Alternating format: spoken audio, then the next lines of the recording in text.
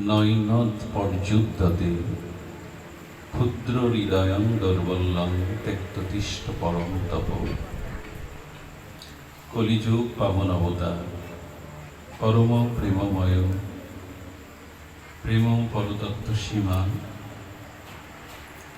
রাধা মাধব মিলিত তনু পরম করুণা বরুণালয় শ্রী শ্রী শচীনন্দন নদিয়া বিহারী গৌরহরি পরম পাবন পতিত উদ্ধারণ দাতা শিরোমণি দয়াল নিতাই চাঁদের মহানুকম্পায়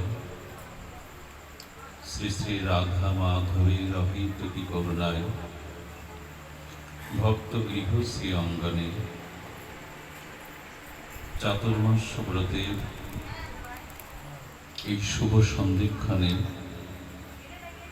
মহাদ্বাদশী তিথিতে এ পরম সুমঙ্গল মাঙ্গলিক ভাগবতী ও ভক্তিযজ্ঞে সুধা কথা যজ্ঞের আয়োজন। এই পরম আয়োজনে ভক্ত গৃহ শ্রী অঙ্গনে হরিকথার শুভারম্ভে অস্মাদীয় পরমারাধ্য প্রাতঃস্মরণীয় পরম বন্দনীয় জীবনধন জীবন সর্বস্ব শ্রী শ্রী গুরু মহারাজের রাতুল আতুল চরণে ভুয়ো ভুয়ো পরার্ধ কোটি দণ্ডবৎ প্রণতি। তৎসহ ভগবৎ আচার্যবৃন্দ রসভ্য সংকীর্তন আচার্যবৃন্দ মহাপ্রভুর প্রিয় অনুরাগী শুদ্ধ ভক্তজন বৈষ্ণবজন সুধীজন মহৎজন জ্ঞানীজন শ্রদ্ধাশীলা ধর্মশীলা দেবীমূর্তি মাতৃগণ সকল ভক্তচরণে সশ্রদ্ধ দণ্ডবৎ প্রণতি। ভগবান তৃতীয় পাণ্ডব সখা অর্জুনকে সামনে রেখে সখাকে সামনে রেখে বলছেন ক্ষুদ্র হৃদয়ং দৌর্বল্যং ত্যক্ততিষ্ঠ পরম তপ। ক্ষুদ্র হৃদয়ে একটু ভলিউমটা বাড়িয়ে দাও, যেটা আগে ছিল এইভাবে দিয়ে। জয় রাধে, জয় গৌর সুন্দর, জয় রাধা মাধব। ঠিক আছে। ক্ষুদ্র হৃদয়ের দুর্বলতা ত্যাগ করো, যেটা উপনিষদ মন্ত্রে এসেছে। উত্তেষ্টিত জাগ্রত প্রাপ্য বরান অননিবেদত। বেদ ভগবান বলেছেন চরই বেতি চরই বেতি। আজ আলোচনার বিষয় এগিয়ে চলো, চরই বেতি। এগিয়ে চলো শব্দটা অতি সাধারণ, কিন্তু শাস্ত্রের দৃষ্টিকোণে মহতের অনুভবে এই শব্দটি আমাদের জীবনের দিগদর্শন করতে পারে। এটি পরম লক্ষ্যে আমাদের পৌঁছে দিতে পারে। শব্দটি কি বললাম? এগিয়ে চলো, চরই বেতি, চরই বেতি। এগিয়ে যাওয়ার নাম জীবন, থেমে যাওয়ার নামে মৃত্যু। দেখুন, জীবন আছে, সেটা দুঃখ আছে, বিষাদ আছে, যন্ত্রণা আছে, অভিশাপ আছে। এই যে জন্ম মৃত্যু, সুখ দুঃখ, লাভ অলাভ, প্রেম হিংসা, সব মিলেই এই জগৎ, এই সংসার। থেমে থেকো না। মৃত্যু আছে, জরা আছে, অভিশাপ আছে, হিংসা আছে, বাধা আছে। এগিয়ে যাও।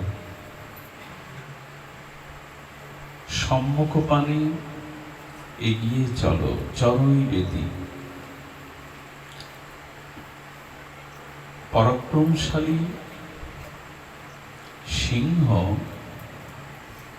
তার চলার পথে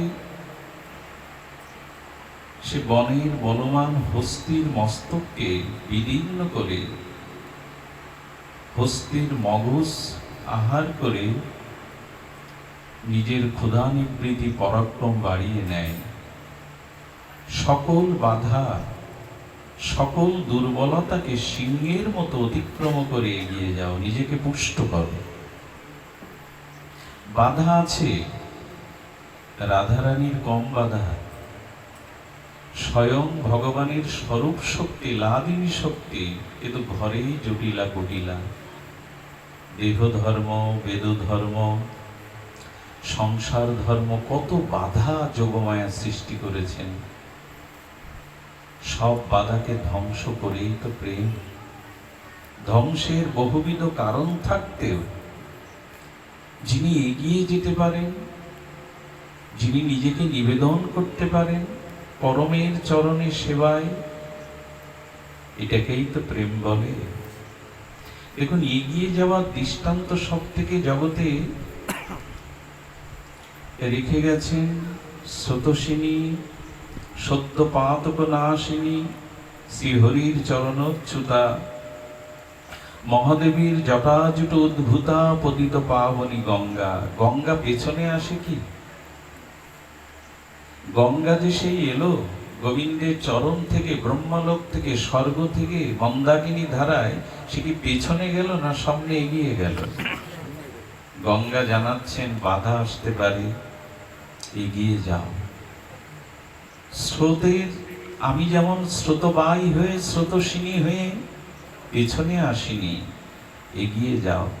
অর্জুন পিছাতে চেয়েছিল কর্তব্য থেকে, তিনি ক্লীবতা প্রকাশ করেছিলেন, গান্ডীব পরিত্যাগ করেছিলেন। গোবিন্দ বললেন, ক্লৈবং মাস্ম গমপার্থ নৈনত পর্যুদ্যতে ক্ষুদ্র হৃদয়ং দৌর্বল্যং তিক্তটিষ্ট পরম তপ। আবার কমিয়ে কেন দিলে? বারবার হাত দিও না। জয় রাধে, জয় গৌর সুন্দর। এগিয়ে যাও, ওঠো, জাগো, লক্ষ্যে না পর্যন্ত থেমো না। আমরা পিছিয়ে পড়ি, আমরা বাধা দেখে থমকে দাঁড়াই। এই জন্য বিস্তারই জীবন, এগিয়ে যাওয়াই জীবন। পিছিয়ে পড়া, থেমে যাওয়ার নামই মরণ। কথাগুলি অতি সাধারণ, কার না জানা, কিন্তু ভাগবত, শ্রীমদ্ ভগবদ গীতা, উপনিষদ এই মন্ত্রই দিচ্ছে। ঋষির কণ্ঠে, শাস্ত্রের মন্ত্রে এই বাণী, চরই বেটি, চরই বেটি এগিয়ে যাও। আর যদি ভগবানের পথে, আধ্যাত্মিকতার পথে, কল্যাণের পথে, ভগবত অনুরাগের পথে এক পা বাড়িয়ে দাও, আর এক পা সামনে না বাড়াতে পারো, সেই পা পিছনে তুলো না। যে পাটা পাঠিয়েছ পরমের পথে, এগিয়ে না যেতে পারো, পিছিয়ে এসো না। পিছানোর নামই মরণ। সুধীজন, ক্ষুদিরাম বসুকে কথাই বলা হয়েছিল, বয়স 18 বছর, একটু মিথ্যা বলো যে বোমা আমি বর্ষণ করিনি।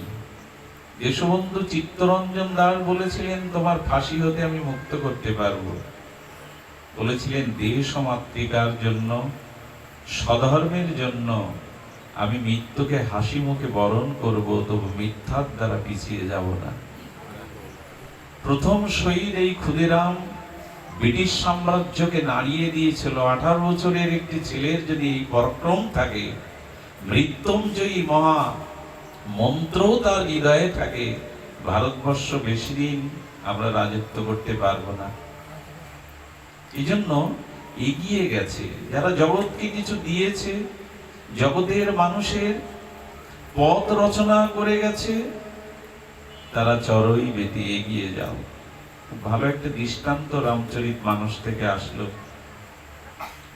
মনে হয়েছে এটা আপনাদের প্রয়োজনে আসতে পারে জীবন চলার পথে, সংসার পথে।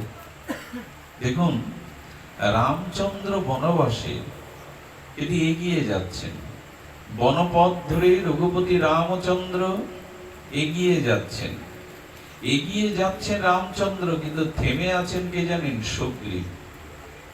সব হারিয়ে, রাজ্য হারিয়েছেন, তিনি তার পদমর্যাদা হারিয়েছেন, কিন্তু ঋষিমুখ পর্বতে সুগ্রীব থেমে আছে। থেমে ভীত সন্ত্রস্ত, পাতা পড়লেই ভয় পায়। রামচন্দ্র বললেন, আমি সব হারিয়ে বনবাসী হয়েছি, তবে আমার চলার পথ আমি থামিনি। উনি চলেছেন, উনি চিত্রকূটে চলেছেন, বাল্মীকি ঋষির আশ্রমে চলেছেন, ভরদ্বাজ ঋষির আশ্রমে চলেছেন, অত্রি ঋষির আশ্রমে চলেছেন, চরই বেদি। রঘুপতি রামচন্দ্র মর্যাদা পুরুষোত্তম জানাচ্ছেন, চরই বেদি চলো চলো, ভাগ্য তোমার সাথে না থাক, সর্বস্ব হারিয়ে পথ চলা বন্ধ করো না, চলো। যারা চলে তাদের পাশে কারা থাকে জানেন? যারা থেমে না যায়। আমরা একটুতেই দুর্বল হয়ে পড়ি। যারা চলে তাদের পাশে কে থাকে জানেন? শান্তি রূপ সীতা। এগিয়ে চলো তবে শান্তি পাবে। আর যারা এগিয়ে যায় তাদের পাশে থাকে লক্ষণ, অর্থাৎ বৈরাগ্য। এগিয়ে চলো, সাথে শান্তি পাবে।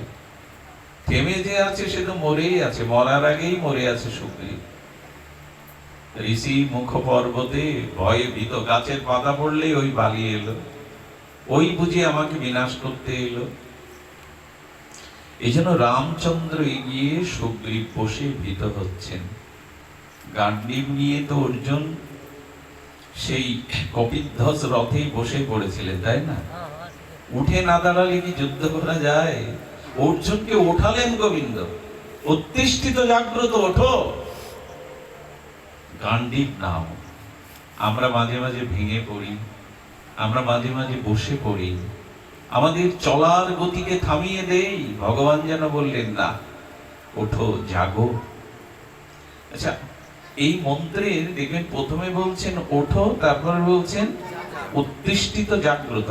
যদি পূর্বে বলেছি আমরা কথাটা, জাগতিক ঘুমান্ত নিদ্রিত সুষুপ্তি ব্যক্তিরা, যারা ঘুমিয়ে থাকে সুষুপ্তিতে, তারা আগে জাগে না আগে ওঠে? কোনটা আগে? ঘুমান্ত মানুষ আগে জাগবে, তারপরেই তো উঠবে। কিন্তু উপনিষদ বিপরীত বলছেন, উত্তিষ্ঠিত জাগ্রত, আগে ওঠো তারপরে জাগো। বিপরীত হলো না? বিপরীত নয়, আগে ওঠো। তোমার ভিতরে সেই অনন্ত মহাশক্তি নিদ্রিত হয়ে আছে। মার্কণ্ডেয় ঋষি এই জন্য চণ্ডীতে বলেছেন, ইয়া দেবী সর্বভূতে নিদ্রা রূপেণ সংস্থিতা। যোগীরা বলেছে, তোমার মধ্যে কুলকুণ্ডলী শক্তি জরাগ্রস্ত সাপের মতো নির্জীব হয়ে আছে, জাগাও। মন্ত্রের দ্বারা, সাধনার দ্বারা, ত্যাগ বৈরাগ্যের দ্বারা জাগাও, জেগে থাকো। তো এই জন্য রামচন্দ্র চলেছেন। আচ্ছা, চলতে চলতে কোথায় গেলেন? দেখুন, চললে কি পাওয়া যায়? বাধা, বিঘ্ন, অপবাদ, লাঞ্ছনা, গঞ্জনা, সব অন্তরায়কে পেরিয়ে হাসি মুখে যারা এগিয়ে যায়, তাদের সাথে বৈরাগ্য আর সীতারূপ শান্তি থাকে, তাদের গন্তব্য কোথায় যায়? রামচন্দ্র কোথায় গেলেন? রামচন্দ্র সীতা হারাবার পরে প্রথম যেখানে গিয়েছিলেন, অবাক হতে হয়। সমস্ত ঋষি মুনি আছেন, ত্রিকালজ্ঞ যোগীগণ আছেন, মনীন্দ্র, যোগীন্দ্র, অমলাত্মা, বিমানাত্মা, সকলেই আছেন। কিন্তু রামচন্দ্র প্রথমেই চললেন শবরীর। ভগবান আগে ভক্তকেই চান, এগিয়ে এগিয়ে যাচ্ছেন ভগবান। ভগবানেরও পথ চলা কোথায়? ভক্তের দুয়ারে। আহা, ভগবানও থামছেন না। ভগবান চলতে চলতে গেলেন শবরীর নিকট। আপনারা জানেন, ওই সময় ঋষিরা মনে করেছিল, মুনিরা মনে করেছিল, রামচন্দ্র যদি আসে আগে আমাদের কাছে, সব ভুল প্রমাণ করে ঋষিদের অভিমান অহংকারকে ঘুচিয়ে চললেন শবরীর নিকট। যার ব্যাকুলতা আছে, যার অভিমান নেই, ভগবান তো সেখানেই যায় গো। ঋষিমুনিদের ভজনের অভিমান ছিল, তপস্যার, যোগের, ত্যাগের অভিমান ছিল। শবরীর অভিমান ছিল না, ছিল দৈন্য। আমি উচ্চকুলে জন্মাইনি, আমার শাস্ত্র জ্ঞান নাই, ছিল শুধু ব্যাকুলতা, চোখের জলার দৈন্য। ভগবান প্রমাণ করলেন, যোগী নয়, ঋষি নয়, মহাত্মা নয়, আশ্রম নয়, আমার ভক্ত যেখানে, আমার চলার গতি সেখানেই থামে। ভক্তের কাছে ভগবান যাচ্ছেন, ভগবানের কাছে ভক্ত যাচ্ছে না। কত বড় ভক্ত বাঞ্ছা! কত বড় ভক্তাধীন ভগবান। এই জন্য তিনি ভক্তের অধীন। শবরের কাছে গেলেন। আচ্ছা, সর্বজ্ঞ রঘুপতি রামচন্দ্র, আপনারা জানেন সতী মানে শিব ঘরণী, মহাদেব ঘরণী সতী পরীক্ষার জন্য যখন হারানো সীতারূপ নিয়ে রামচন্দ্রের সামনে গিয়েছিলেন, রামচন্দ্র চিনতে পারেনি পার্বতী কি সতী, সতী কি সীতা। পেরেছিলেন বলেই তো বলেছিল, মা পরীক্ষা নিও না সন্তানকে। অর্থাৎ সতী মহাদেবের সাথে। আর তিনি ভরদ্বাজ ঋষির আশ্রম থেকে রাম গুণগাথা শ্রবণ করে আসতে গিয়ে তখন ত্রেতায় রামলীলাতে সীতাহরণে প্রভু শোক বিহ্বল, যখন কাঁদছেন আর বনের হরিণের কাছে, বৃক্ষের কাছে, মন্দাকিনী নদীর কাছে রামচন্দ্র বারবার জিজ্ঞাসা করছে, সীতা কোন পথে, সন্ধান দাও। তখনই সতীর সন্দেহ হয়েছিল ইনি ভগবান কিনা, যিনি স্ত্রী হারিয়ে কাঁদেন তিনি ভগবান কিনা।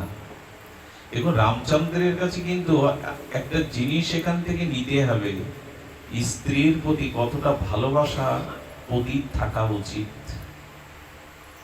রামচন্দ্র ভগবান, তিনি সীতার প্রিয়তায় লক্ষ্মণকে বলেছিলেন, সীতা উদ্ধার না হলে এই রাম কখনো ফিরে যাবে না, বন থেকে বনবাসী হয়ে থাকবে। লক্ষ্মণ বলছে, তুমি চক্রবর্তী সম্রাট, অযোধ্যার নিরবধি দশরথ নন্দন নবন সীতা কত পাবে। লক্ষ্মণকে সাবধান করে বলেছিলেন রামচন্দ্র, সীতা পাবো না আমি। সীতার কয়েকটা গুণাবলী বলেছিলেন, শয়নে সীতা আমার শয্যা সঙ্গিনী, ভোজনে সীতা আমার মাতা। মায়েদের সেবার সময় মা হতে হয়। এবং সন্তানকে হৃষ্টপুষ্ট সুস্থ করার জন্য মা কিভাবে, আজও ছোটবেলার কথা ভুলে গেলে হবে না, কোলে করে মা আধা ঘন্টা 1 ঘন্টা ধরে কত পথ পরিক্রমায় কত কথা ব্যয় করে আমার মুখে গ্রাস তুলে দিতেন আমার সুস্থতার জন্য। সেবাতে মা, বিপদে যখন পড়তাম তখন ভগ্নীর মতো ওই রোগশয্যায় ভগ্নীর কমল হস্ত আমার মাথায় রাখত সীতা। শয্যায় সঙ্গিনী, সেবাতে জননী। আর কোন সিদ্ধান্তহীনতায় যখন ভুগতাম, উপযুক্ত মন্ত্রীর মতো সীতা আমাকে সৎ পরামর্শ দিত, লক্ষণ সীতা নাকে পেলে আমি কখনোই অযোধ্যাতে ফিরে যাব না। স্ত্রীর প্রতি দায়িত্ববোধ স্বয়ং ভগবান দেখিয়ে গেছে। যে পুরুষ সবসময় তার স্ত্রীকে ভোগ্য কামনা বাসনার আর সংসারের কাজকর্মেরই দাসী মনে করে, এ পুরুষের জীবনে কখনো পুরুষত্ব বা আত্মকল্যাণ আসতে পারেই না। নারীকে যে পুরুষ শ্রদ্ধা সম্মান করতে পারেনি, তাদের জীবনে বিজয় নেই। ইতিহাস বিধৌত কথা, খোঁজ করে দেখুন। রামচন্দ্র শবরীর কাছে গেলেন, স্বয়ং ভগবান জানে না সীতার অন্বেষণ কিভাবে করতে হবে। রামচন্দ্র বললেন, জীবনে যদি কোনো সংকটে পড়ো, আমি আচরণ করে দেখিয়ে গেলাম, সাধুর কাছে সন্ধান নাও, সাধুর কাছে ভক্তই পারে সমাধান দিতে, অন্য কারো কাছে সমাধান নাই।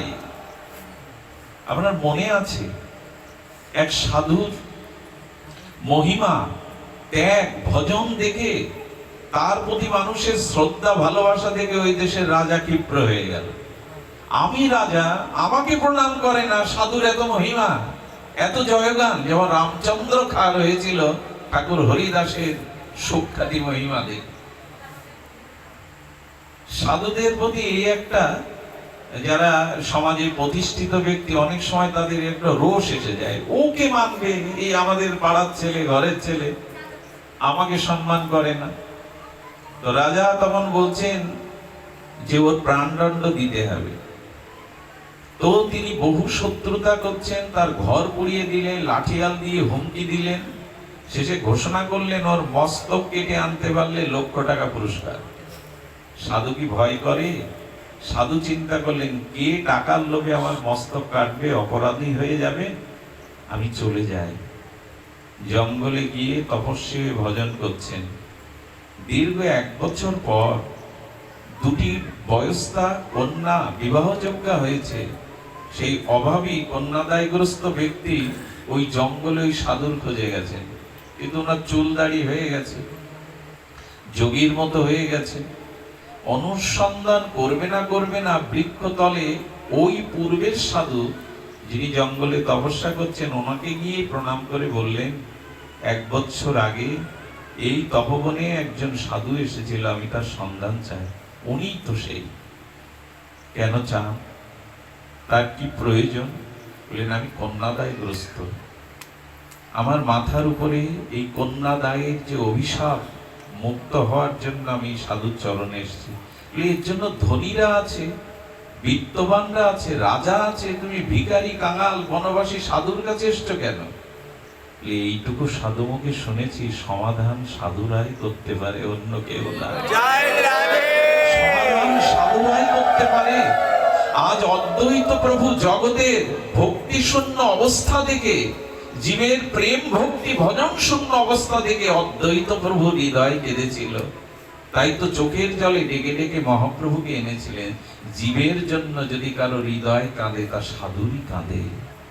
পরহিতে যিনি রত, পরের দুঃখকেই যিনি নিজ দুঃখ বোধ করেন, ইনি সাধু। সাধু হৃদয় কেমন হবে বলেছে ভাগবতে জানেন? ওই যে মসৃণ মাখনটা অন্তত তাপ লাগলে গলে, সূর্যের কিরণ না লাগলে মাখন। কিন্তু সাধু পরের দুঃখ দেখেই যেন বিগলিত হয়, তবেই তো সাধু। সাধুর সব থেকে বড় পরিচয়, জগতের কল্যাণে নিজেকে উৎসর্গ করবেন। সেই সাধুর চোখে জল এসে গেল, কত বিশ্বাস তার। আমি কাঙাল, আমি বনবাসী, গাছতলায় আমার বাস, আমার কাছে এসে সমাধানে হাত ধরে বললেন চলো। রাজার কাছে এলেন, রাজা অমুক সাধুর জন্য যে লাখ টাকা তার মস্তক পুরস্কার ঘোষণা করেছিলেন, ওই বিজ্ঞপ্তি বা ঘোষণা এখনো জারি আছে? বললেন, হ্যাঁ, সারা জীবনই থাকবে। তাহলে এক কাজ করুন, 1 লাখ টাকা এই কন্যাদায়গ্রস্ত পিতাকে দিন, আমি সেই সাধু জল্লাদ ডেকে আমার মাথাটা আপনার পায়ে নিই। সাধুর কাছে এই বাণী শুনে অবাক বিস্ময়ে তাকিয়ে আছেন। উনিও তো রাজা, ওনারও তো বিবেক আছে। আপনি কন্যাদায়গ্রস্ত পিতার দায় মুক্তির জন্য নিজের মস্তক কেটে দিতে আসছেন। এখন বুঝেছি কেন মানুষ আপনাকে ভালোবাসে, কেন সম্মান করে। সাধু, আপনি যাওয়ার পরে আমি অনেক অভিশাপ ভোগ করেছি, আপনার মস্তক ছেদন করা লাগবে না, ওর মেয়ের বিয়ের ভার আমিই নিচ্ছি। আপনি নিশ্চিন্তে এই রাজ্যে ভজন করুন, যাতে রাজ্যের মঙ্গল হয়। সমাধান তো সাধুরাই করতে পারে গো। এই জগতে যতবার অধর্মের উত্থান হয়েছে, সৎ নিপীড়িত হয়েছে, এই জগতে যতবার অভিশাপ অমঙ্গল নেমে এসেছে, দেখুন ভগবান আসবার আগে একটা সেতু তৈরি করে দিয়েছে। ভক্ত তার ভক্তির আহ্বানে, ভজনের আহ্বানে সেতু না করলে ভগবান কখনো আসেননি। ভক্তের সেতু বেয়েই ভগবান জগতে এসেছে। ভগবান কখনো নিজে আসেননি, ভক্তের ভক্তির সেতু দ্বারাই ভগবান এসেছে। এই জন্য প্রথমে রামচন্দ্র সীতা অন্বেষণে সর্বজ্ঞ ভগবান ভক্তের কাছে গেলেন। দেখুন, আমি এক মহাবাণীতে পড়েছি, খুব লক্ষ্য করতে হবে কথাটি, বিশেষ করে যারা এখানে আমরা পুরুষ বলে নিজেদের দাবি করি। কোন রমণীর, কোন বিশুদ্ধ ত্যাগী রমণীর তার শক্তি ব্যতীত জগতে কোনো পুরুষ মহান হতে পারেনি, ভজনও সার্থক হতে পারেনি। বুদ্ধদেব 11টা বছর তিনি রাজ্য ছাড়লেন, স্ত্রী ছাড়লেন, পুত্র রাহুলকে ছাড়লেন। 11 বছর সেই বোধিত্ব প্রাপ্তেও পাওয়ার জন্য তিনি বুদ্ধ গয়ায় বৃক্ষতলে বসেছিলেন 11 বছর। এটা একটা রমণীর প্রসাদের পরে ওনার সিদ্ধি আসে। কোন রমণী আর পেছনে শক্তি বা তার প্রেরণা ব্যতীত কোন পুরুষ জগতে মহান হতে পারেনি, ভগবান লাভও করতে পারেনি। তার দৃষ্টান্ত রঘুপতি রামচন্দ্র। রামচন্দ্রের যেমন 3 জন নারী এসেছিল, যে কারণে রঘুপতি রামচন্দ্রের মহিমা, পুরুষোত্তমের মহিমা জগতে তো বিদিত। শ্রীকৃষ্ণের চরিত্র আমরা অনুকরণ করতে পারবো না, অনুসরণও করতে পারবো না, শুধু তার লীলা শ্রবণ করতে পারবো। কিন্তু রামচন্দ্রের প্রতিটি লীলা, প্রতিটি জীবন চরিত্র মানুষের জীবনে প্রতিপালন করবার মতো। রামচন্দ্রের জীবনে প্রথম নারী হলেন শবরী। শবরী সন্ধান দিয়েছিলেন সীতার অন্বেষণ কোথায় গেলে, কার কাছে গেলে পাবে। দ্বিতীয় নারী হলো, খুব মন দিয়ে শুনুন, দ্বিতীয় নারী হলো রঘুপতি রামচন্দ্রের জীবনে অহল্যা। অহল্যা উদ্ধার যদি না হতো তাহলে রঘুপতি রাঘব রাজারাম এর পরের লাইনটা লেখা হতো না, পতিত পাবন রাজারাম। এই লাইনটা আমরা কীর্তন করতে পারতাম না যদি অহল্যা উদ্ধার না হতো, অহল্যার কাছে না যেতেন রামচন্দ্র, পতিত পাবন রূপে রামচন্দ্রের এই গুণ কীর্তন আমরা কেউ করতে। পতিত পাবন রাজারাম, ওইখানে একটা পয়ার গাইতে হতো, রঘুপতি রাঘব পতিত পাবন শব্দটা দিয়ে দিল অহল্যায়। নারী প্রেরণা সাধনা ছাড়া কোনো পুরুষ জগতে কিছুই জয় করতে পারেনি। লিখে নিন জীবন ডায়েরিতে, জীবনের হৃদয়ে লিখে নিন। আরেকজন এসেছিল তার জীবনে, তিনি তো সাক্ষাৎ সীতা মা। একটা কথা বলি, বিষ্ণুপ্রিয়া না থাকলে গম্ভীর গাম্ভীরায় মহাপ্রভু প্রবেশ করতে পারতেন না। সারদা মা না থাকলে পরমহংস রামকৃষ্ণকে আমরা এইভাবে পেতাম না। আর মদন মোহন শ্রীকৃষ্ণ ভুবন মোহন হতে পারত, মদন মোহন হতে পারত না যদি রাধা রানী না। সুখ বলে আমার কৃষ্ণ মদন মোহন, সারি বলে আমার রায় বামে যতক্ষণ। পৃথিবীতে কোন পুরুষ জয়ী হয়নি যদি পেছনে রমণী না থাকে। আমি এক যোদ্ধার কথা জানি, তিনি জয় করেছিলেন, একটা জাতিকে জীবন দিয়েছিলেন, রাজ্য ভূখণ্ড দিয়েছিলেন। তার স্ত্রী কি করতো জানেন? যুদ্ধক্ষেত্রে থেকে রাত একটাও যদি কখনো বিশ্রামের জন্য ঘরে ফিরত, দরজায় একটা নক করলেই দরজা খুলে দিত স্ত্রী। প্রশ্ন এসেছিল, তুমি ঘুমাও না? যার স্বামী দেশ ও জাতির কল্যাণের জন্য জীবন উৎসর্গ করে, সে কখন ঘরে ফিরে আসবে? তার স্ত্রী হয়ে, প্রেরণাদায়িনী হয়ে শয্যায় আমি ঘুমাই না, দরজায় হেলান দিয়েই দাঁড়িয়ে থাকি, কখন আসবে। প্রেরণা ছাড়া কেউ বড় হতে পারে? সে মা হোক, স্ত্রী হোক, সাধিকা হোক, কারো না কারো প্রেরণা যদি না পান, এই জীবনে কোনো পুরুষ সার্থক হতে পারেনি। এই জন্য নারীদেরকে শুধুমাত্র ভোগ্য দৃষ্টি দিয়েই যারা দেখে, কামিনীর দৃষ্টি দিয়ে, এরা ইহকালে পরকালে কখনো সফল হতে পারেনি। দুর্ভাগ্য বিষয়, এখন সংসারগুলোতেই মর্যাদা কেউ কাউকে দিতে চায় না। সকলেই নিজেকে স্বাধীন, স্বরাট এবং নিজেকেই স্বয়ং সম্পূর্ণ ভাবতে শুরু করেছে। এই জন্য জীবন আমাদের থেমে গেছে, চরই বেদি এগিয়ে চলা থেমে গেছে। সবখানে এখন দেখবেন পিছিয়ে পড়া। কি যেন বলে, পুরনো সবই সোনা বলে না? হ্যাঁ, সবই হলে ওল্ড গোল্ড। এই তো, তবে ওসব জানি না, তো আপনাদের মুখে শুনেছি। পুরনোকে এত ভালো বলা হয় কেন? সব সোনা বলা হয় কেন? পুরানো গান, পুরানো সিনেমা, পুরানো যা কিছু, প্রকৃতি, পরিবেশ, পুরানো দিনের মা ঠাকুমা, সব কিছু সোনা কেন জানেন? তারা এগিয়ে দিতে পারত, পিছনে টেনে ধরত না। এখন যে নেই তা না, কিন্তু সংখ্যাটা কমে গেছে। জীবনের কত স্বল্প চাহিদা ছিল মা ঠাকুমাদের, দেখেছেন? বছরে কেবল দুটো মোটা কাপড়ের শাড়ি, তাদের বিলাসিতা তেমন ছিল না। পাড়ার কত মানুষ, তাদের ভালো একটা বস্ত্র নেই, আমি আলমারিতে 60-70টা শাড়ি, জামা, শার্ট তৈরি করে রেখেছি। একবার বিদ্যাসাগর মহাশয় তার মায়ের শীতকালে একটা কম্বল পাঠিয়েছিল কলকাতার, মা এটা গায়ে চড়িও। বাড়ি এসে তাকে দিব্য ওটা আলমারিতেই পড়ে রয়েছে, মা ওটা গায়ে দেয়নি। মা, তোমার সাগরের দেওয়া এই শাল বুঝি তোমার পছন্দ হয়নি? বলো, হয়েছে রে সাগর, কিন্তু আর 26টা কম্বল বা শাল লাগবে, নাহলে তোর মা ওটা তো গায়ে চড়াবে। 26টা কেন মা? তুই কম্বলটা দেওয়ার পরে পাড়াতে খোঁজ করে সন্ধান নিয়েছি 26টা মানুষের শীতের কোনো বস্ত্র নাই। যতদিন ওদের না দিতে পারবো ততদিন তোর মা ওটা গায়ে চড়াবে। এই জন্য তো এদের পেটে বিদ্যাসাগর আসে। 26টা কম্বল ওই দিনই কলকাতা থেকে কিনে মায়ের চরণে প্রণাম করলেন আর বললেন, মা, যদি কখনো জগতে মানুষ হয়ে আছি তোমার গর্ভে যেন আসতে পারি।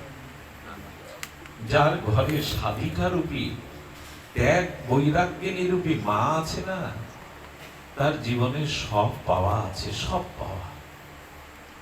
এই জন্য রামচন্দ্র ভগবানের মর্যাদা পুরুষোত্তমের জীবনে সবরই এসেছিল। সবরই না হলে পতিত পাবন নাম তোমার সার্থক হতো না প্রভু। কোনদিনই পতিত পাবন আমরা তোমায় বলতে পেতাম না। অহল্যায় রামচন্দ্রের পতিত পাবন এই মহিমা জগতে স্থাপন করে গেলেন। আর একজন তো সীতা। সীতার বনবাস হয়নি।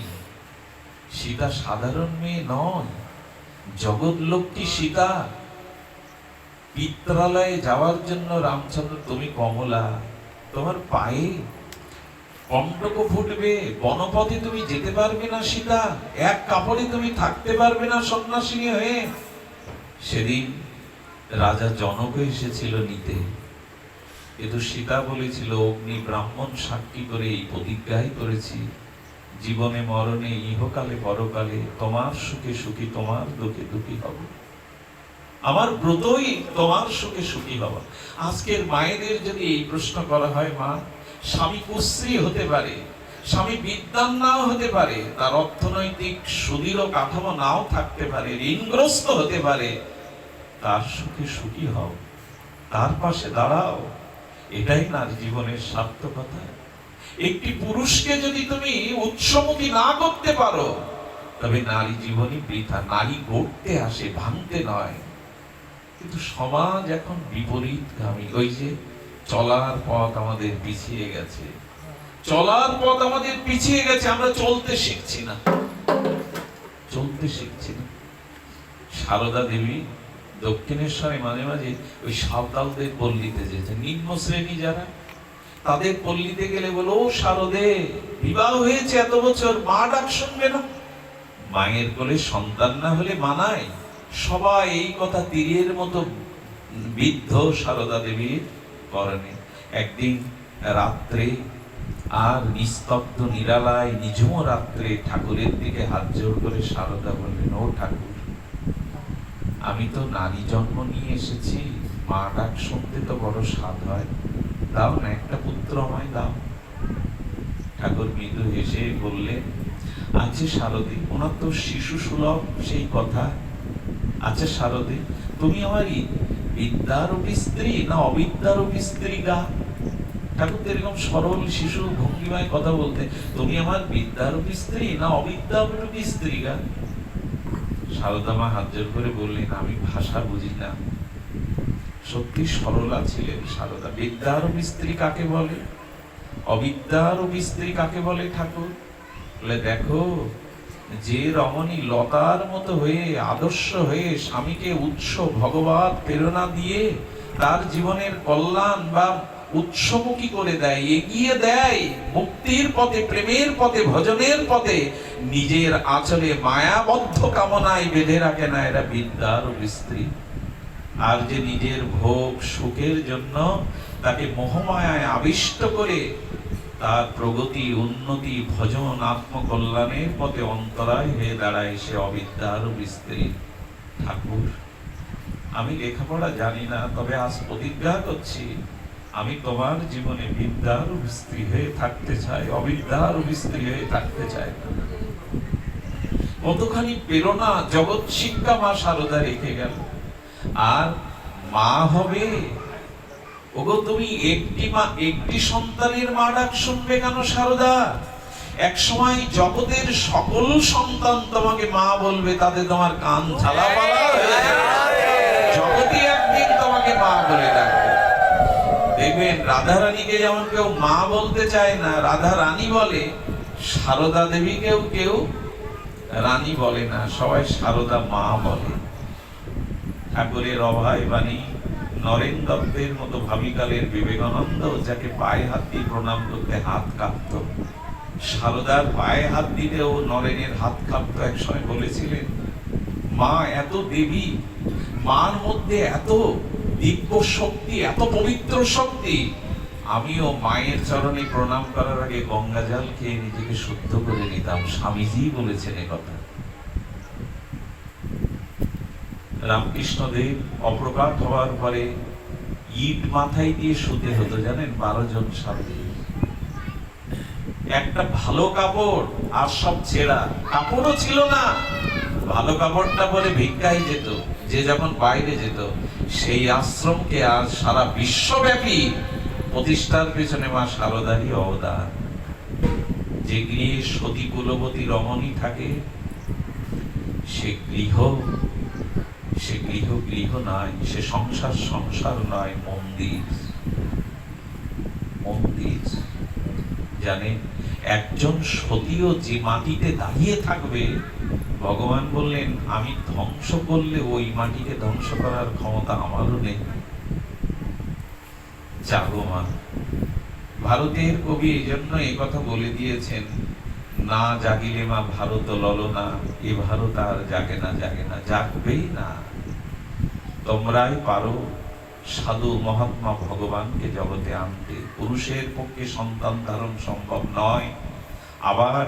আবার তুমি মহাপুরুষদের জন্ম দাও, আবার মঙ্গল শঙ্খ হাতে নাও, আবার ত্যাগ বৈরাগ্যের দ্বারা সংসারকে গড়ে তোলো মা। চারিদিকে হাহাকার, ধ্বংস, অশান্তির অনাল চলছে, তোমরা জাগলেই সব জাগবে। একটা জিনিস বলি, সংসার গড়ার, সমাজ গড়ার 12 আনা দায়িত্ব মায়েদের, 4 আনা পুরুষের। ওরা অর্থ রোজগার করতে পারে, বাড়ি গাড়ি তৈরি করতে পারে, শান্তি প্রগতি গড়তে পারে মায়েরাই। তাদের হাতে সব। বলতে বলতে এসেছি, এই 3 জন রামচন্দ্রের জীবনে এসেছিল।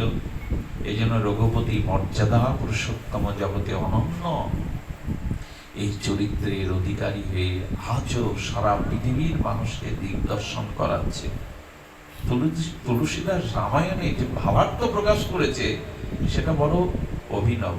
আচ্ছা, রামচন্দ্রকে পরামর্শ দিলেন, সবরই কি পরামর্শ? চরই বেদি, এগিয়ে চলো।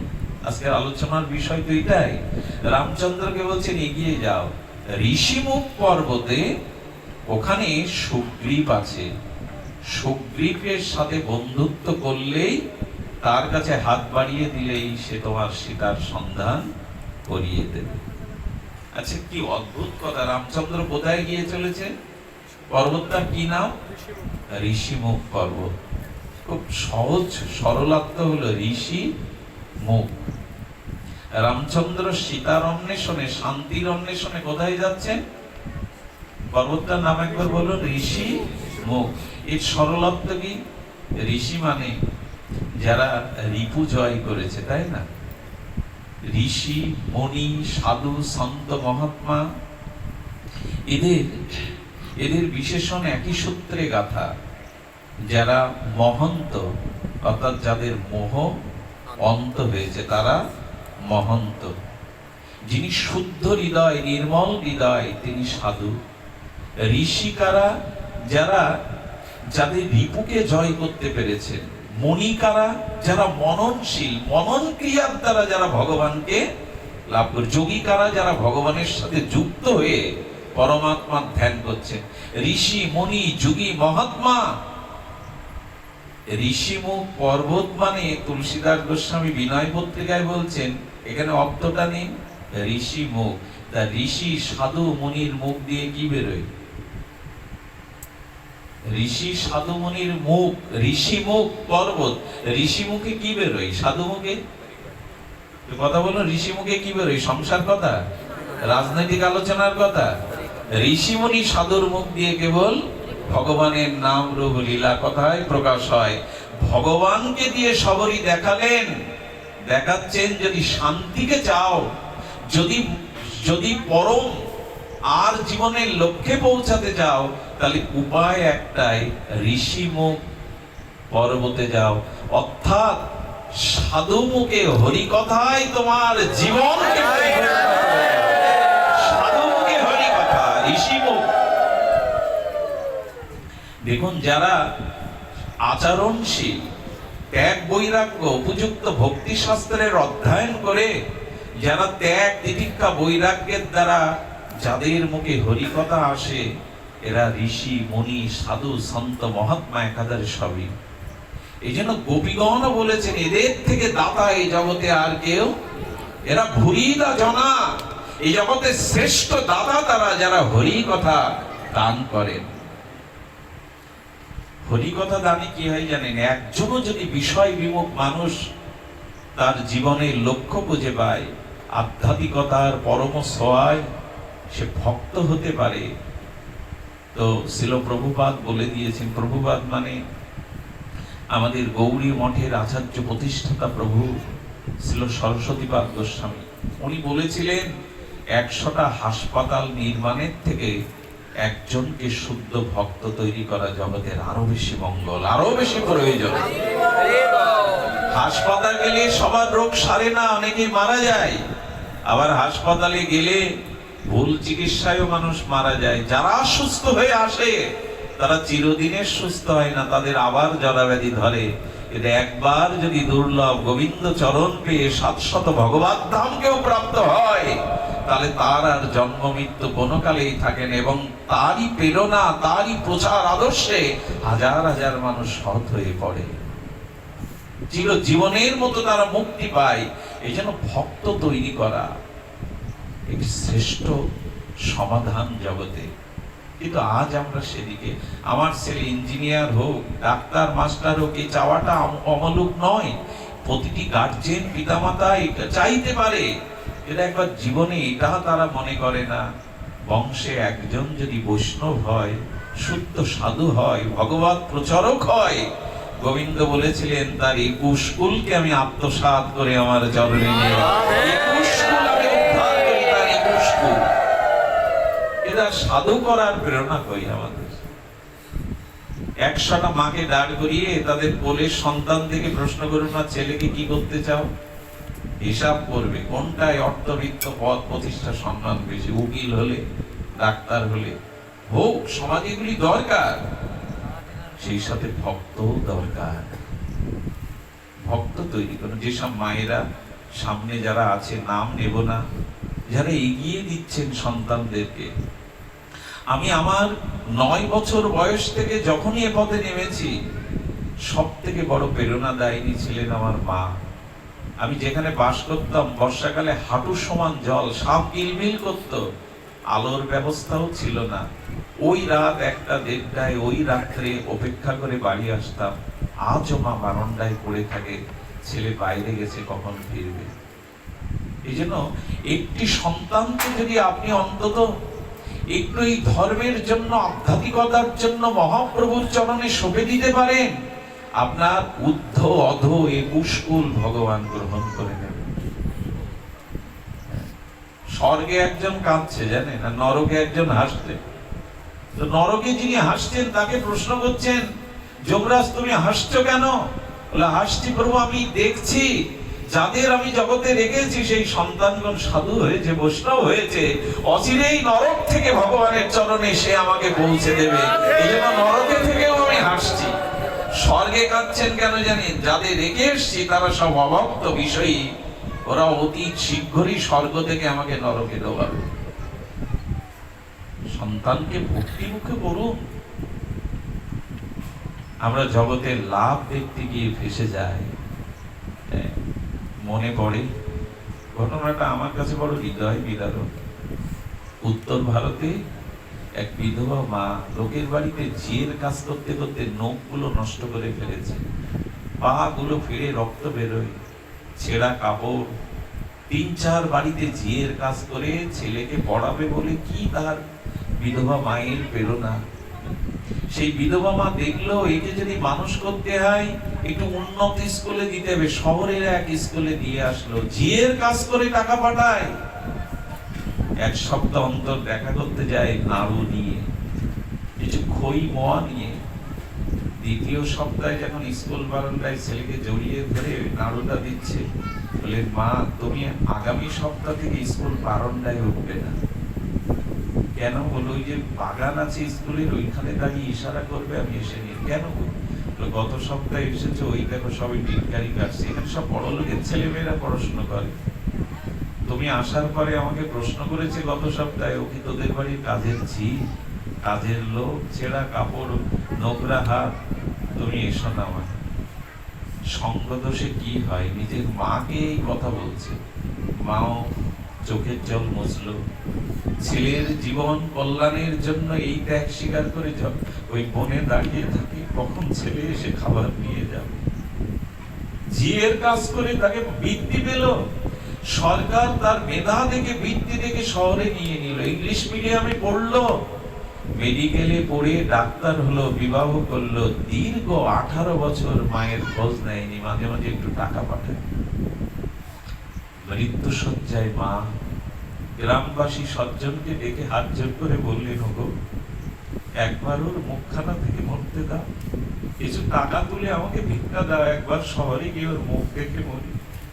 এত পরেও মা সন্তানের কথা ভুলতে পারিনি। তাকে গাড়ি করে পাঠিয়ে দেওয়া হলো ঠিকানায়, গ্রামের লোক চাঁদা তুলে।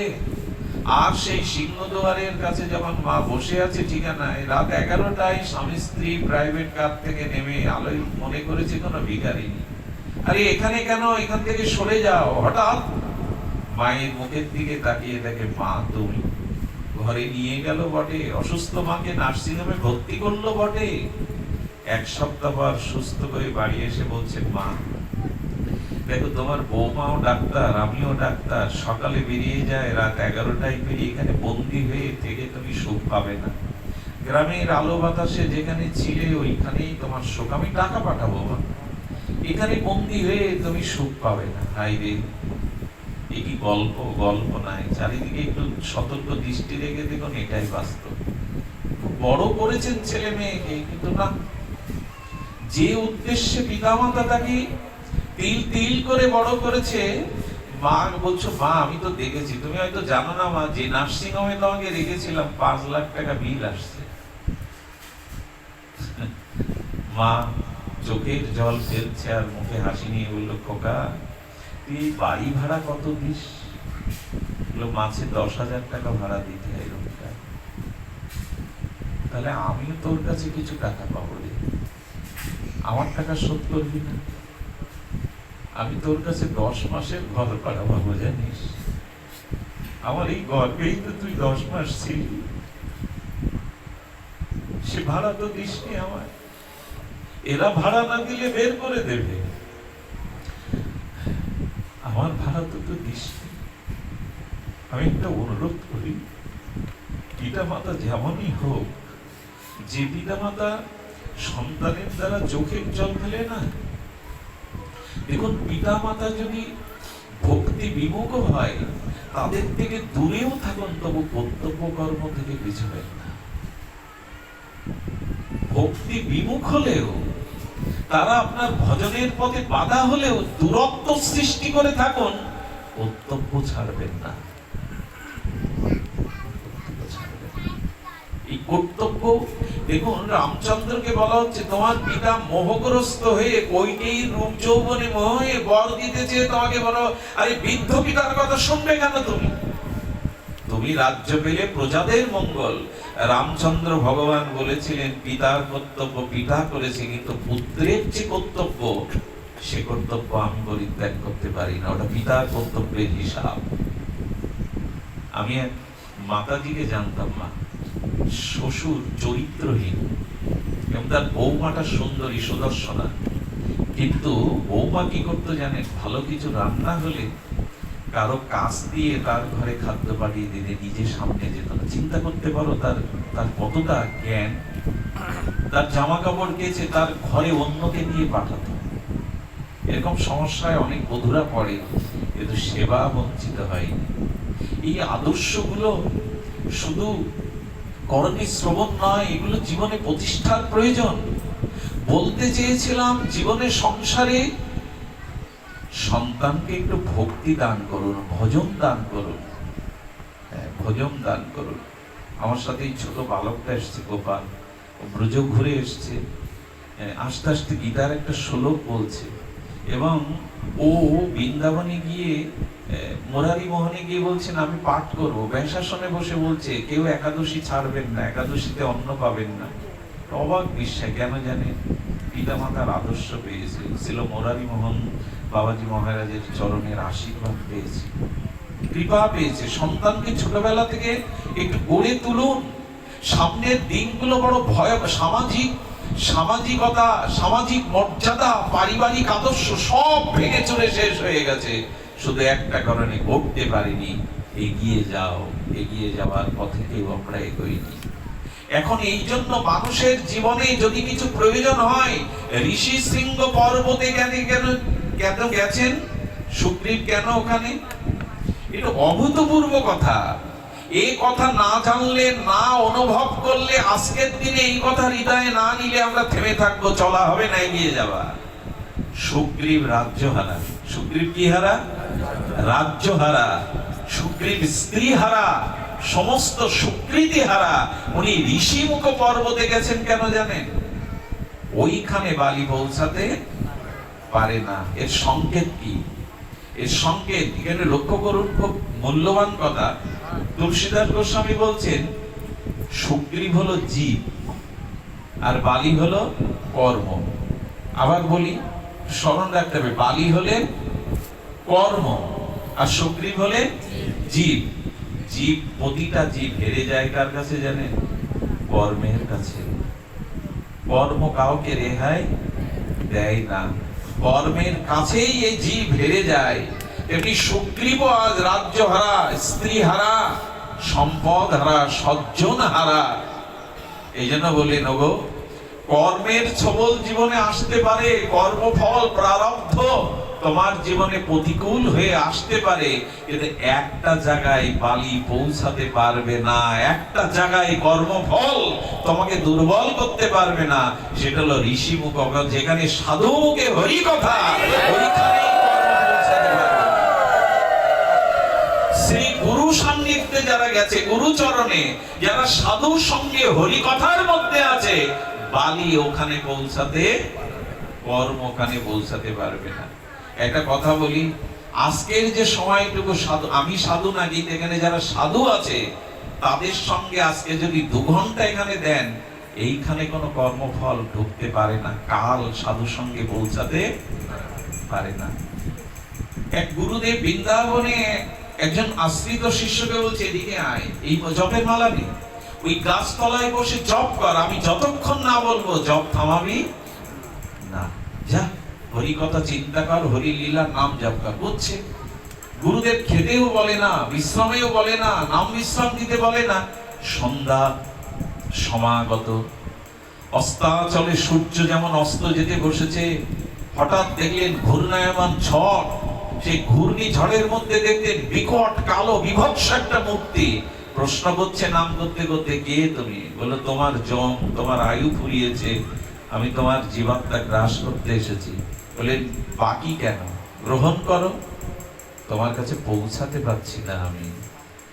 তুমি যতক্ষণ নাম বিরাম না দিচ্ছ, তোমার কাছে যাওয়ার ক্ষমতা আমার নেই। যেখানে হরি কথা, হরি নাম, ওখানে কালো এসে থমকে দাঁড়ায়। এইখানে এখন কারো শোকটাপ নেই জানেন, ভয়ও নেই।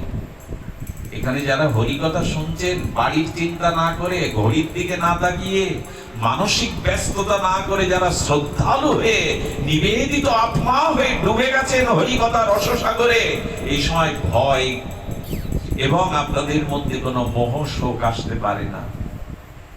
ঋষি মুখ মানে ঋষি মুনি সাধুদের মুখে যেখানে হরি কথা সাধু সঙ্গ, ওখানে কর্ম পৌঁছাতে পারে না। ঠাকুর বলেছিলেন কর্মফল এড়ানো যায় না, তবে যারা সাধু সঙ্গ হরি কথাতে রত আছে, তাদের পা কেটে যাওয়ার বেলায় আঙুল কেটে যায়। তাদের 1 মণ আঘাত লাগার কথা, হয়তো 1 সেরের আঘাতটা লাগে। পরম পুরুষ রামকৃষ্ণদেব এটা বলেছিলেন। কর্মফল আসবে, তবে এটা সে সীমিত আসবে। আর কি বলেছিলেন জানেন উদ্ধবজি? ডাক্তার অবাস করে কাটলে যেমন রোগ সারে, অপারেশনের রোগ সেরে দেয়, কিন্তু ওই সময় ব্যথা বুঝতে পারে না। যারা সাধু সঙ্গ ভজন করছে তাদের দুঃখটা ভগবান তাদের জ্ঞান দিয়ে, চেতনা দিয়ে অবাস করে রাখে। তারা দুঃখে ভেঙে পড়ে না, তারা হাও করে শেষ হয়ে যায় না, রোগগ্রস্ত হয় না। একেই বলে এগিয়ে যাও, একেই বলে দুঃখে ভেঙে পড়ো না, আনন্দে অভিমানে উচ্ছ্বাস গ্রহণ করো না, জীবনের একটা সাম্যাবস্থা আনো। শুধু শীত থাকবে না, বসন্তও থাকবে। শুধু জোয়ার থাকবে না, ভাটাও থাকবে। শুধু পূর্ণিমা থাকবে না, অমাবস্যাও আসবে। মেনে নাও, মেনে নাও, এগিয়ে যাও, চড়ই বেটি, চড়ই বেটি। তাহলে ঋষি মুখ মানে আমরা কি বুঝলাম? যেখানে হরিকথা সাধুমুখে হয় সেটাই হলো ঋষিমুখ পর্বত।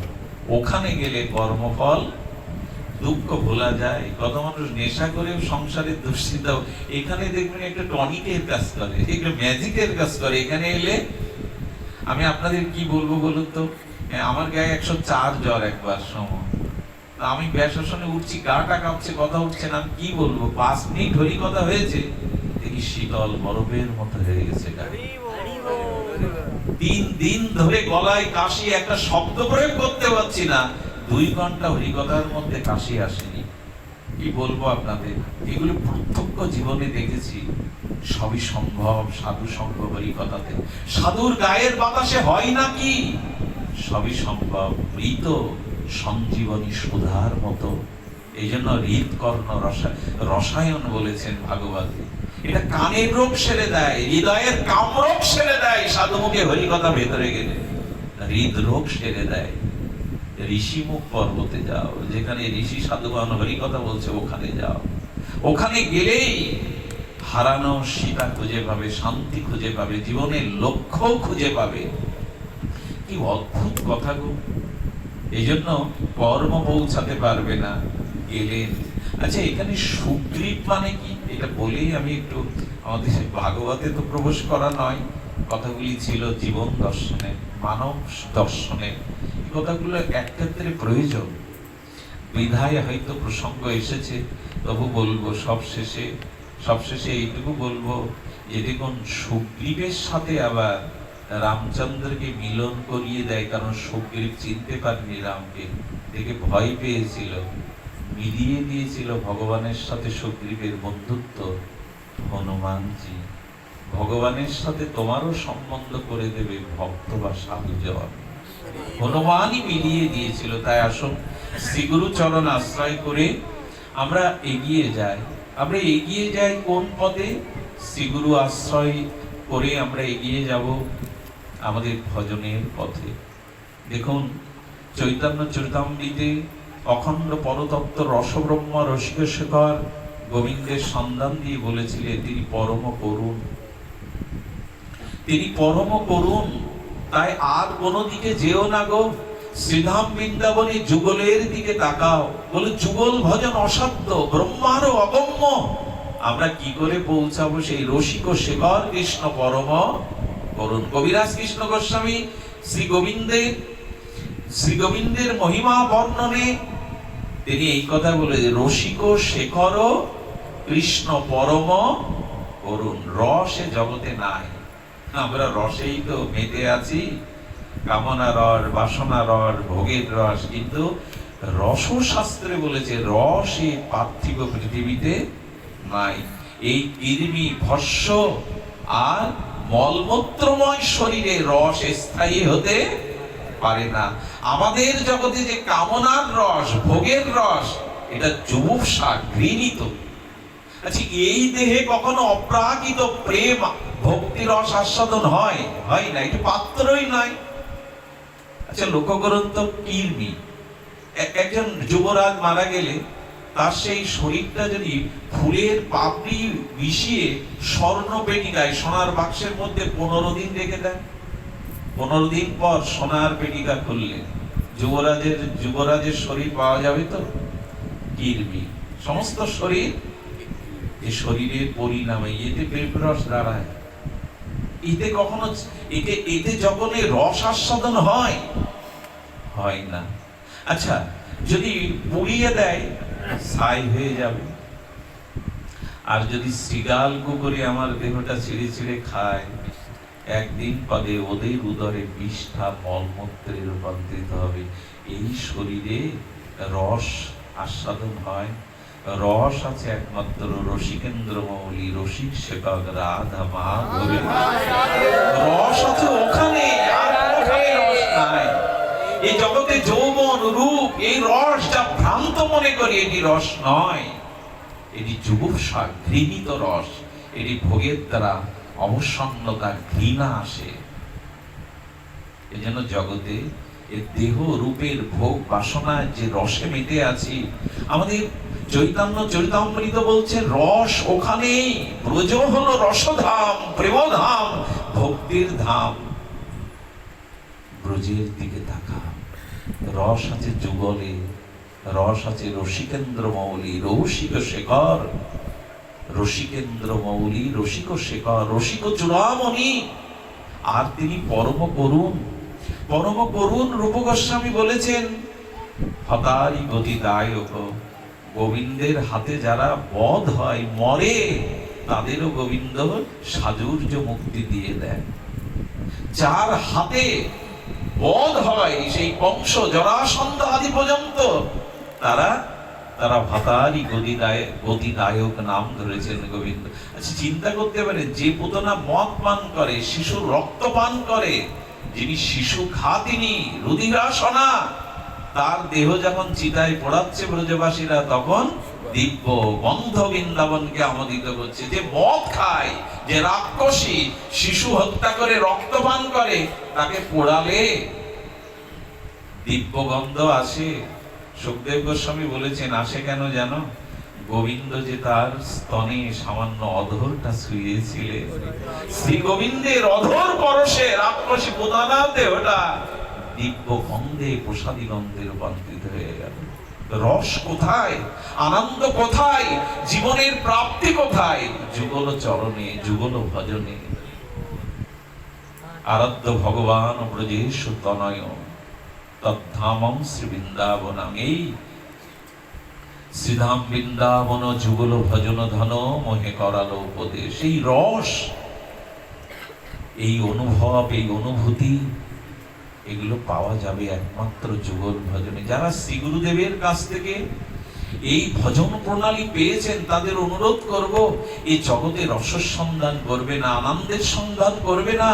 এর মধ্যে দেখেই এই ঘৃণিত যুজুপ্সা রস একদিন বিষময় হয়ে যাবে। দেখুন, ব্রজের রসিকেন্দ্র মৌলি যুগলের রস আবার যেন তেন রস নয়। হ্যাঁ, মাদনাক্ষ মহাভাব, হ্যাঁ, অপ্রাকৃত চিন্ময় রস, মাদনাক্ষ মহাভাবের রস। আচ্ছা, আখটা যখন রস করলেন, রসের মধ্যে আখ পাওয়া যাবে? আগে সিটে পাওয়া যাবে? তো আখটাকে সিটে করে ফেলে দিয়ে রস হলো। রসে অনেক না মল থাকে, ময়লা মাটি থাকে। রসটা জাল দিলেন, দিলে জাল দিতে দিতে রসের ওপরে এই হেয় পদার্থগুলো উপরে উঠে যায়। ওগুলো বাদ দেওয়ার পরে রসটা সার হলো। সার হলে ধীরে ধীরে গাঢ়ত্ব প্রাপ্ত হয়ে গুড় হলো। গুড় থেকে চিনি হলো, চিনি থেকে মিশ্রি এলো, আবার সেটা সীতা মিশ্রি হলো কিনা। এখন প্রশ্ন হচ্ছে, আখ যখন আসে তখন ওর মধ্যে রস আছে, আখের মধ্যে রস আছে। যখন নিষ্কাশন করলেন তখন আখের সিটে নেই, কিন্তু রস আছে। আবার রসে হেয় পদার্থ আছে, সে পদার্থও যখন নিষ্কাশন করে খাঁটি করা হলো, তখন গাঢ় হয়ে গুড় হলো। আচ্ছা, গুড়ের মধ্যে, মিশ্রির মধ্যে, চিনির মধ্যে রস নাই? কিন্তু রস দেখা যায় তো। কিন্তু চরম উন্নত কক্ষে সীতা মিশ্রির রসটাই হলো আস্বাদন। এবং জগতে যত উপাসনা আছে, আমার গৌর গোবিন্দ রাধা মহাভাবের রস, যে রসের সামান্য স্পর্শ যে পায়, সেখানে ব্রহ্মাও ধন্য মনে করেন নিজেকে। কি পেয়েছি আমরা একবার ভেবে দেখুন। যারা শ্রী গুরুদেবের কাছ থেকে ব্রজ ভজন পেয়েছি, যুগল ভজন পেয়েছি, তারা ব্রহ্মারও বাঞ্ছিত ধন পেয়ে গেছেন। এটা পেলে কি হবে গো? মূল্যায়ন করতে পারিনি। শ্রী গুরুদেব যে কি দিয়ে গেলেন যা ব্রহ্মা পাই না। আচ্ছা, ব্রহ্মালোকের ব্রহ্মপদ কম কি বাবা? কম কি? ইন্দ্রপদ, বরুণ পদ, এগুলো কম কি? এগুলো মহামহাপদ। এগুলো ব্রহ্মাপদ পেলে, ইন্দ্রপদ পেলে, বরুণ পদ পেলে, আর এসব পদ পাওয়া যায় কি করে? লক্ষ অশ্বমেধ যজ্ঞ করলে, হোমের যজ্ঞ করলে, তপস্যা করলে, কোন জীবকোটির হৃদয়ে কখনো কখনো সে ইন্দ্র বা ব্রহ্মা হয় ভজনের দ্বারা। এটা কি বলেছে জানেন? বলেছেন গোবিন্দ রূপ রস সিন্ধুর এক বিন্দু এই পদে আনন্দ নেই। গোবিন্দ রস সিন্ধুর এক বিন্দু এগুলি, ব্রহ্মপদ, ইন্দ্রপদ, বরুণ পদ, সত্যলোক, মহালোক। এখানে গোবিন্দ হলো রসের সিন্ধু, আর তার এক বিন্দু হলো এই পদ। কত বড় প্রাপ্তি গুরুদেব দিয়ে গেলেন, মূল্যায়ন করলাম না গো। আসলে থাকতে মানুষ মূল্যায়ন করে না। একদিন বুঝতে পারবো যে শ্রী গুরুদেব কি দান করে গেলেন গো। ওই বলে এত গুরুদেবকে দাও কেন, এত গুরুদেব গুরুদেব করো কেন? তিনিই তো দাতা, তিনিই তো। আচ্ছা, গুরুদেবের মহিমা যদি এই কথাটি হৃদয়ে রাখেন, গুরু অবজ্ঞা আপনার কোনোদিন আসবে না। আচ্ছা, এই মহা অনন্ত বিশ্ব ব্রহ্মাণ্ডের কোথায় স্বয়ং বিভু ব্রহ্ম সত্তা ভগবান, আর কোথায় নদনামার কীট আমি বিষয় আসক্ত মরণশীল জরাব্যাধি মরণশীল কীট আমি। এই অনন্ত বিশ্ব ব্রহ্মাণ্ডের কাছে আমি একা কত ক্ষুদ্র। এক বৃহস্পতি গ্রহ মনে হয় পৃথিবীর 300 গুণ বড়। এক বৃহস্পতি গ্রহ পৃথিবীর, বৃহস্পতির একটা খণ্ড যদি পৃথিবীতে ভেঙে পড়ে, পৃথিবী প্রলয় হয়ে যায়। এই অনন্ত বিশ্ব ব্রহ্মাণ্ডে 7টা মহাদেশের মধ্যে, এতটা রাজ্যের মধ্যে আমি একা কত ক্ষুদ্র জরামদন গেছি। আমার মতো পতিত ক্ষুদ্র জীবকে যিনি হাতে ধরে স্বয়ং ভগবানের হাতে দিয়ে দিলেন, যুক্ত করে দিলেন, তিনি সাধারণ হতে পারে গো? কে আমাকে গোবিন্দ চরণে পৌঁছে দিল, ভক্তির দরজায় পৌঁছে দিল? শ্রী গুরুদেবই তো দিলেন। এই সম্বন্ধ কে করে দেয়? পিতা না, মাতা না, বন্ধু না, অর্থ না, রাজপদ্য মর্যাদাও না। শ্রী গুরুদেব কৃপা করে এই মরণশীল মরণগ্রস্ত জীবকে কৃষ্ণের চরণে সঁপে দিয়ে আমাকে চিন্ময় করে দিল। দীক্ষাকালে শিষ্য করে আত্মসমর্পণ, সেই কালে কৃষ্ণ তারে করে আত্মসম, সেই কালে দেহ হয় চিদানন্দময়, চিদানন্দ দেহে তবে কৃষ্ণ শ্রীকৃষ্ণ ভজয়। আমার দেহটা চিন্ময় করে দিলেন। এই মরা জরাগ্রস্ত এই ক্ষুদ্র জীবকে অখণ্ড পরম ব্রহ্মের সাথে যুক্ত করে দিলেন, রাধারানীর দাসী করে দিলেন। আর কি প্রাপ্তি গুরুদেবের কাছে! আমরা এত পেয়েও আজ আজকাল মানুষ গুরুদেবের নামেও মামলা ঠুকে দেয়, গুরুদেবের নামেও মামলা ঠুকে দেয়, শ্রী গুরুদেবকে নিয়েও সমালোচনা করে। খবরদার, গুরু অবজ্ঞা যদি একবার এসে পড়ে, জীবনের সব জলাঞ্জলি দেবে। আমরা গুরু হওয়ার তালে ব্যস্ত, শিষ্য হতে চাই না, কিন্তু জীবনের মূল্যবান হলো শিষ্য হওয়া।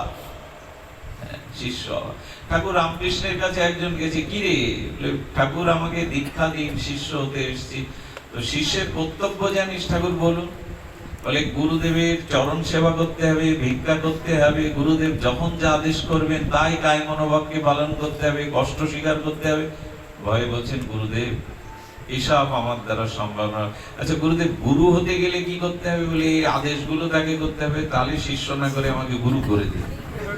এত কিছু আমার দ্বারা সম্ভব না। এখন আমরা গুরু হতেই ব্যস্ত, একটু অর্ধেক পাঠ করতে পারি না, দুটো কথা বলতে পারি না, যাকে তাকে মন্ত্র দিয়ে বসলাম। খবরদার, এই তাল যেন মাথায় না আসে, এই তাল যেন মাথায় না আসে। শিষ্য তেমন। আপনার শ্রী গুরুদেবের নাম কি? আপনার শ্রী গুরুদেবের নাম কি? বলে গুরুদেবের নাম, ওই গুরুদেবের নাম, গুরুদেবের নামটা পর্যন্ত ভুলে গেছে। শ্রী গুরুদেবের প্রতিদিন গুরুদেবের দুটো সেবা দিতে হয়। কাছে যদি থাকে প্রসঙ্গ সেবা, গুরুদেবকে হরিনাম শোনাতে হয়, ভক্তি শাস্ত্র পাঠ করে শোনাতে হয়, তাতে গুরুদেব সন্তুষ্ট হন। আর একটা করতে হয় পরিচর্যা সেবা, তার বাথরুমটা পরিষ্কার করতে হয়, তার জামা কাপড় অনুমতি পেলে ধুয়ে দিতে হয়, যে পথে তিনি যাবেন পথটা মসৃণ করে রাখতে হয়। কত কি সেবার আছে। আর গুরুদেব যদি অপ্রকাটে যান, বৃন্দাবনে থাকেন, সে সুযোগ না থাকে, তাহলে প্রতিদিন শ্রী গুরুদেবকে একটা প্রসাদী মাল্য দান করবেন। শ্রী ভগবানের রাধারানীর চরণের প্রসাদী ফুল তুলসী গুরুদেবের মস্তকে বুকে স্পর্শ করাবেন। ভগবানের নির্মাল্য প্রসাদ শ্রী গুরুদেবকে নিবেদন করবেন। এগুলিও যদি না থাকে, না হবে না, হবে না, কোনোদিনই কিছু হবে না। আমরা এখন সবাই গুরু হতেই চাই, উপদেষ্টা হতে চাই, শিষ্য আর কজন হতে চাই। একজন গেছে এক অলসতা, তারপরে আমাদের অলসতা ও একশো মন্ত্রটাও পর্যন্ত স্মরণের সময় আমাদের কি অলসতা। একজন গেছে, যাওয়ার পরে বলছেন, গুরুদেব আমি আপনার চরণাশ্রয় করতে এসেছি, হঠাৎ বৃষ্টি নেমেছে। বৃষ্টি যখন ঝরঝর করে, গুরুদেব বললেন, তো শিষ্য যখন হতে এসেছিস, কাজ করো, আশ্রমের গরুটা বৃষ্টিতে ভিজতে ওর বাঁধনটা খুলে দিয়ে। যাচ্ছে না, কি রে? গুরুদেব বাঁধন খোলার কাজ তো আপনাদের, আমরাই তো বাঁধনে আবদ্ধ, আপনাদের কাছে আসি ভবের বাঁধন, বাঁধন খুলবেন বলে, বাঁধন খোলার কাজ কি যাত্রার? বলে বুঝেছি, ও চেলা হতে আসেনি, গুরু হতে এসছে। হ্যাঁ, বলে তো ঠিক আছে, বাঁধন খোলার কাজ তোর নয়। কিছুক্ষণ পরে বিড়াল ঘরে ঢুকেছে। গুরুদেব বলছেন, বাইরে বৃষ্টিটা থেমেছে কিনা দেখে আইতো। কষ্ট করে আর যাওয়ার দরকার গুরুদেব, ওই যে বিড়ালটা ঢুকলো আপনার পাশে, গায়ে হাত দিন, ওতেই বোঝাবে। যদি গা ভিজে থাকে তো বৃষ্টি হচ্ছে, আর ভিজে না থাকলে যেন বৃষ্টি হচ্ছে না, এর জন্য বাইরে যাওয়া লাগবে না। খুব ভালো চেলা পেয়েছি আমি। পরের দিন প্রভাতে যে খিচুড়ি প্রসাদ মালপোয়া বড় বড় যখন নিবে, বলি এইবার কি বলে দেখি। প্রসাদ যখন দিতে যাচ্ছে, বলে কি বলবি? প্রভু এটুকু জেনেছি, বারবার গুরু আজ্ঞা লঙ্ঘন করতে নেই, একটা দুটো আদেশ পালন করতে হয়, একটা দুটো আদেশ পালন করতে হয়। তো এই দশা আমরা যেন গুরুদেবকে, গুরুদেবের হাতে সেবা নিতে পারলেই, গুরুদেব আমাকে কিছু করতে পারলেই হলো না। হনুমান 12 ঘন্টা রামচন্দ্রের চরণ দিনে সেবা করতেন। রাতে যখন কনক ভবনে ঢুকতেন রঘুপতি রাম, হনুমান বড় সরল ছিলেন, জানেন, সাধুরাই সরল হয়। তো সরল হলে কি হবে? তাল ঠিক আছে তাদের। সরল মানে এই নয় যে যা খুশি করবে, সরলতা আছে শিশুর মতো। কিন্তু রামচন্দ্র যখন কনক ভবনে, মা সীতা যেখানে থাকেন, দাম্পত্য জীবনে যেখানে স্বামী স্ত্রী থাকে, ওই ঘরে ঢুকছে রাম, হনুমানও পেছনে পেছনে, বলেই রাখো রাখো। রাম বলছে, এর মধ্যে তোমার মা বাস করে, রাত্রি নিশি যাপন করে, হনুমান এর মধ্যে তুমি এসো না। শুনছে না প্রভু, সারা রাত তোমাকে সেবা না করে, তোমার চরণ না দেখে থাকবো কি করে? চিন্তা করতে পারেন সেবার কি লালসা, সেবার কি গাঢ় লালসা, পিপাসা। সীতা এসে বলছে, হনুমান তুমি বড় অবুঝ, এখানে তোমার প্রভু আর 2-4 জন অন্তরঙ্গ আমার সখী ছাড়া এই কনক ভবন, এই দাম্পত্য ভবনে কেউ ঢুকতে পারে না, যাও বাইরে যাও। বাইরে দরজার পাশে বসে সারা রাতি কাঁদত, প্রভু তোমার চরণ কখন দেখতে পাবো। আবেগের কথা নয়, সেবা অভিলাষ। এই সেবা অভিলাষ। ভোরবেলা রামচন্দ্র সরজুতে স্নান করতে গিয়ে দরজা খুলেই তাকে হনুমান কাতর হয়ে হাত জোর করে বসে আছে। তুমি ঘুমাতে যাওনি? না প্রভু, আমার যে ঘুম আসে না। সরজু নদীর তীরে দাঁড়িয়ে কাঁদে সরজু, হে দেবতা একটা উপায় করো, আমি প্রভুর সেবা ছাড়া থাকতে পারবো না। চোখের জলে সরজু নদীর জল তপ্ত হয়ে উঠল। ভক্তের চোখের জল বড় বিরহ বিপ্রলব্ধ, ভক্তের চোখের জল বড় বড় আগুন হয়ে ওঠে। সে রূপ গোস্বামীর মাথার উপরে পাতা 2 হাত উপরে পুড়ে গেল। রাস ও গোপীদের গোবিন্দ হারা হয়ে সেই রাস পঞ্চোধ্যায়ের কথা বর্ণনা করতে করতে কাঁচা পাতা পড়ছে, আর সেই বিরহের দীর্ঘ নিঃশ্বাস রূপ গোস্বামীর নাক দিয়ে বেরোলো, পাতা পুড়ে গেল। রাধারানী ললিতাকে বলেছিল, কৃষ্ণ বিরহের যে বিরহ আর যে বিপ্রলব্ধ বিরহের তাপ, এটা ললিতা কখনো আমার মুখে শুনতে চাইবি না। আমার মুখ দিয়ে, বাক্য দিয়ে, নিঃশ্বাস দিয়ে যদি কখনো কৃষ্ণের বিরহ তাপ বাইরে প্রকাশ হয়, ত্রিভুবন পুড়ে ছাই হয়ে যাবে। এতটা রাধারানী বিরহকে বুকে রেখেছিলেন। সুধীমণ্ডলী, সেই হনুমান কাঁদছেন, তখন সরযূ দেবতা প্রকাট হয়ে বললেন, হনুমান কি চায়? বলে, উপায় করুন, আমি রাতের বেলাও যেন প্রভুর কোনো সেবা দূর থেকে করতে পারি। বললেন, যাও, দিনে তুমি হনুমান থাকবে, রাতে আজ থেকে তোমাকে চম্পক মঞ্জরি সখী রূপ দিয়ে দিলাম, রাতে তুমি সীতার সহায়িকা হয়ে প্রভুর সেবা করবে। সেবা চাই, সেবা বাসনা চাই।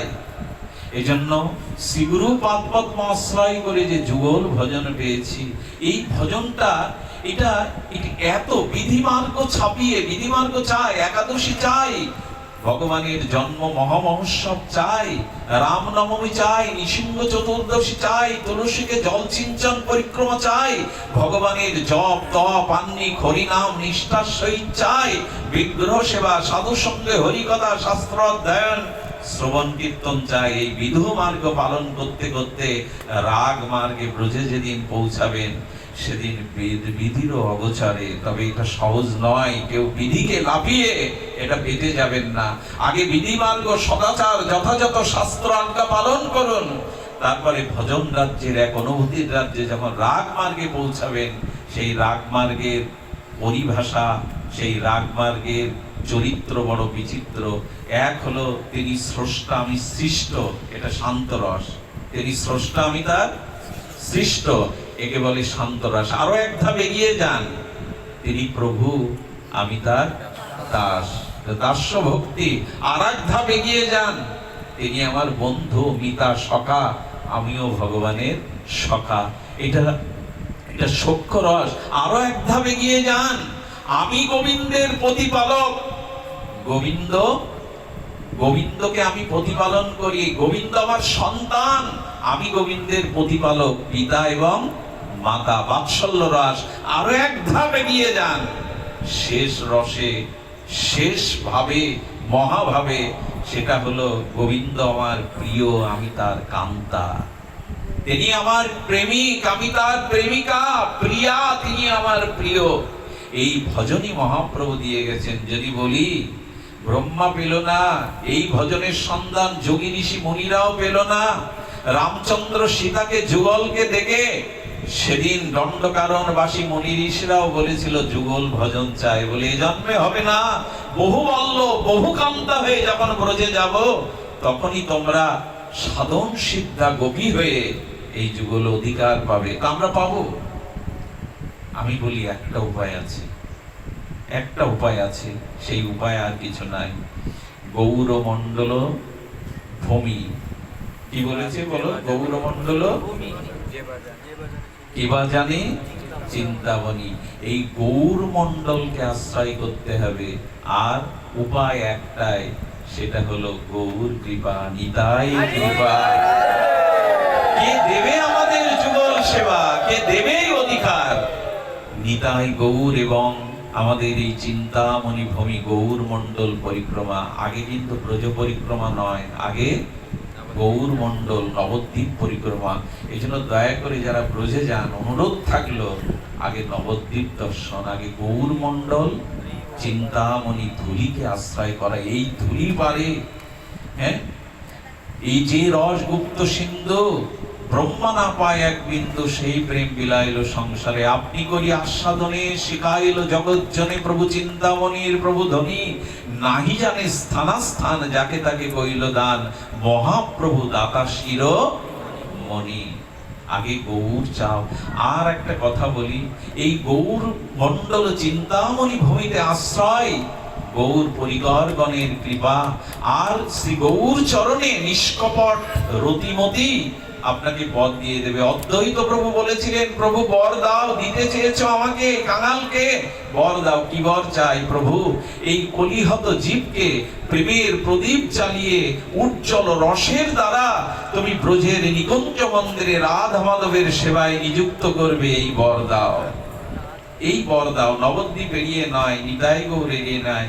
আর আমরা যারা সংসারী জীব, মহাপ্রভু আর একটা নির্দেশ দিয়েছেন, আমি সন্ন্যাসী, কিন্তু নিত্যানন্দকে আশ্রমবাসী করে তিনি বললেন, যদি আমার আমার করুণা নয়, আমার শুধু কৃপা নয়, ব্রজের রাধা মাধবের উজ্জ্বল রস যদি পেতে চাও, মহাপ্রভু দেখিয়ে দিলেন নিতাইয়ের কাছে যাও। রঘুনাথ কখনো পাবে না মহাপ্রভুকে, রঘুনাথ কখনো রাধারানীর করুণা কটাক্ষ কৃপা ভাজন হতে পারবে না যদি নিতাই গৌরের হাতে না দেয়, আর গৌর যদি রাধারানীর কাছে না পৌঁছে দেয়। এই তো সিদ্ধান্ত, আজ এইটুকুই থাক। আমি কি বলে সাধুবাদ দেব, যেসব মহাত্মাগণ সামনে আছেন, আমি